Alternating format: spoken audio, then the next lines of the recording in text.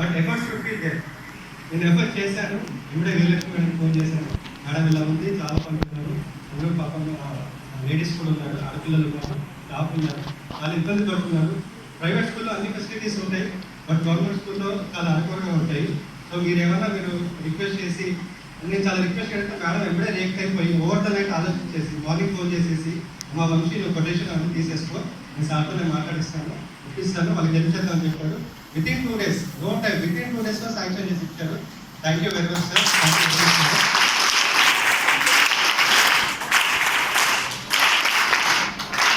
యాక్చువల్గా నేను ఓపెన్గా చెప్పాలంటే శాంక్షన్ అవ్వద్దు అనుకోలేదు, చెప్తున్నాను. అంటే లాస్ట్ మూమెంట్ వచ్చింది కాబట్టి అవ్వచ్చు లేదు అనుకున్నాను, బట్ ఎనీహౌ అయ్యింది.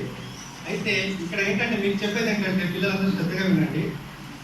ఇంత ప్రయారిటీ ఎందుకు ఇచ్చాను? ఇంత పెద్దలు ఇంత బిజీ షెడ్యూల్లో వదిలేసి పిల్లల కోసం ఎందుకు వచ్చారు? ఎవరైనా చెప్పగలుగుతారు? ఎవరైనా పర్లేదు, ఓపెన్గా ఉండండి. ఇంత ప్రయారిటీ ఎందుకు ఇచ్చారు? ఒక బ్రాంచ్ హెడ్, ఒక reason head, deputy regional head, ఒక డిపార్ట్మెంట్ హెడ్ అలా టైం అంతా స్పెండ్ చేసి మీకోసం ఎందుకు వచ్చారు? సింగిల్ గా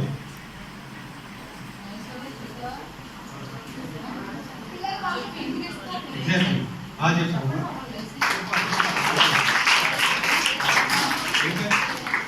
అక్షయ్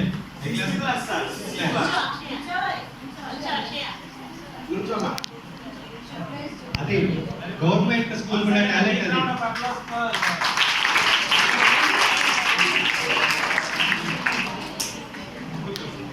అంటే ఎడ్యుకేషన్ కూడా ప్రయారిటీ అదమ్మా. చెప్పినట్టుగా చదువుకుంటే ఏదైనా సాధించవచ్చు. ఇంకో చిన్న ఎగ్జాంపుల్ చెప్తాను. నాకు తెలిసిన ఒక సార్ ఉన్నారు, మన బ్యాక్గ్రౌండ్ చేస్తున్నారు సార్ ఉంటారు. సార్ ఏంటంటే చాలా బ్యాక్వర్డ్ ఏరియా నుంచి డెవలప్ అయ్యి వచ్చారు, చాలా కష్టపడ్డారు, చదువుకున్నారు. ఎలా చదువుకునేవాడంటే నాకు అప్పుడప్పుడు షేర్ చేస్తున్నారు, పర్సనల్గా యూనియన్ మీటింగ్గా జరిగినప్పుడు షేర్ చేస్తున్నారు. సారు కాలేజ్ టైంలో అంటే క్యారీ చేసేది 1 or 2 మాత్రమే. వాళ్ళ ఊరు నుంచి కాలేజ్కి వెళ్ళడానికి బస్సులో ఎలా వెళ్ళామంటే మన సినిమాలో చూస్తుంటారు చూసారా, పైన టాప్లో కూర్చుంటారు, అన్నీ కూర్చొని, అంటే ఆ ప్లేస్ లేకపోయినా కానీ ఆ మీద బస్ పైన కూర్చొని ట్రావెల్ చేసి లేదంటే లోపల హ్యాంగ్ చేస్తూ టికెట్ లేకపోయినా అలా కష్టపడి సాధించి ఒక మంచి జాబ్ కొట్టి ప్రస్తుతానికి మొత్తానికి రీజనల్కి హెడ్ అయ్యారు. ఎవరో కాదు, మన వెంకటరావు సార్ గారు.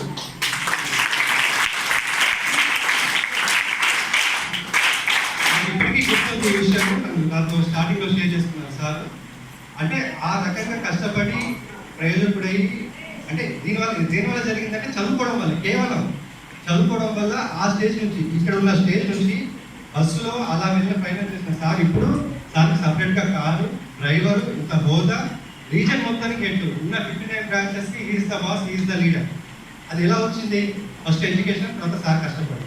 సో ఎవరిని నమ్మకండి, దేన్ని నమ్మకండి, మీ ఎడ్యుకేషన్ మీరు నమ్ముకోండి. డబ్బులు సంపాదిస్తారు, ఎవడో కొట్టేయవచ్చు, ఇంకేదైనా సంపాదిస్తారు, లాక్కోవచ్చు, కానీ ఎడ్యుకేషన్ మాత్రం ఎవరేం చేయలేదు. సో ఆ విధంగా సార్ని స్ఫూర్తిగా తీసుకొని కష్టపడి అందరూ బాగా చదువుకోండి. గవర్నమెంట్ స్కూల్స్ ఉన్న ప్రయారిటీ బయట వాళ్ళకి తెలియదు. మీరు ఇందులో చదువుకున్నారు, మీరు బాగా చదువుకుంటే, బాగా చదవాలంటే కంపల్సరీగా మెరిట్ రావాలి, బై 9 రావాలి, బై 10 రావాలని కాదు. బట్ ఈ చదువుతో పాటు బయట ఉన్న ప్రపంచాన్ని కూడా చదవాలి. అది నా అభ్యర్థన, అది నేర్చుకోండి. ఇంకొకటి ఏంటంటే, నేను లైవ్ ఎగ్జాంపుల్ ఏంటంటే, అంటే మామూలుగా చెప్పకూడదు, బట్ మీరు ఒక్కొక్క ఇద్దరు ఇన్స్పైర్ చేస్తారని చెప్తున్నాను. మా నాన్నగారు 7th క్లాస్లో మమ్మల్ని వదిలేసి వెళ్ళారు. వెళ్ళిపోతే 7th to 10th నేను స్ట్రీట్ లైఫ్ కింద చదువుతున్నాను. స్కూల్కి వెళ్ళి వచ్చి డైలీ 10 రూపాయలకి వర్క్ చేసి, ఆ వర్క్ చేయడం కూడా వైన్ షాప్లో వర్క్ చేసి, నైట్ స్ట్రీట్ లైఫ్ కింద అనుకుని చాలా కష్టపడి 10th, ఇంటర్, డిగ్రీ, MBA అన్ని ఫ్రీగా చదివేసి కష్టపడి జాబ్ తెచ్చుకొని నేను ఇప్పుడు ఈ స్టేజ్లో ఉన్నాను. సో మీరు ఏంటంటే చదువుకోండి అంతే, మీరు అంతా దేవుడు చూసుకుంటారు. అండ్ హెచ్ఎం మేడం గారికి, స్టాఫ్ అందరికీ మాకు అవకాశం ఇచ్చినందుకు చాలా thanks. And once again I thank our regional head sir, deputy జిల్లా అండ్ వీరలక్ష్మి మేడం. మేడం తలుసుకోకపోతే ఇక్కడ జరిగేది కాదు, ఫస్ట్ స్టెప్ మేడం గారే. Thank you very much madam. Regional head sir to speak to. Thank you Vamsi గారు. Respected HM ma'am, our Deputy Regional Head Das garu, Branch Head Vamsi garu, ma CM Veeralakshmi madam, all the teachers present over here and andaru students ki once again. Good morning, children. Thank you. So, Vamshi garu చాలా చెప్పారు. Yes, it's right. Okay, మీరందరూ ఇది government school ముందే అడిగాను మేడంకి, government schools అన్నారు.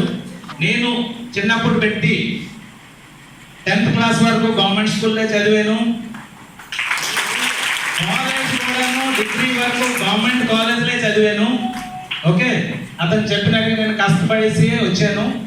నేను degree చదువున్నప్పుడు కూడా నేను పిల్లలకి ట్యూషన్లు సైకిల్తో వెళ్ళి ట్యూషన్లు చెప్పేసి చదువు చెప్పండి, దాంతో వచ్చిన డబ్బులతో నేను నా ఖర్చుకు తెచ్చుకున్నాను. మా ఫాదర్ కూడా టీచరే. ఓకే, సో నేను చెప్పింది ఏంటంటే, ఇప్పుడు గవర్నమెంట్ స్కూల్లో చదువుతున్నారు అంటే దానికి చాలా మంది ఏంటంటే చులకనగా చూస్తారు. అవునా కదా? డిఫరెన్స్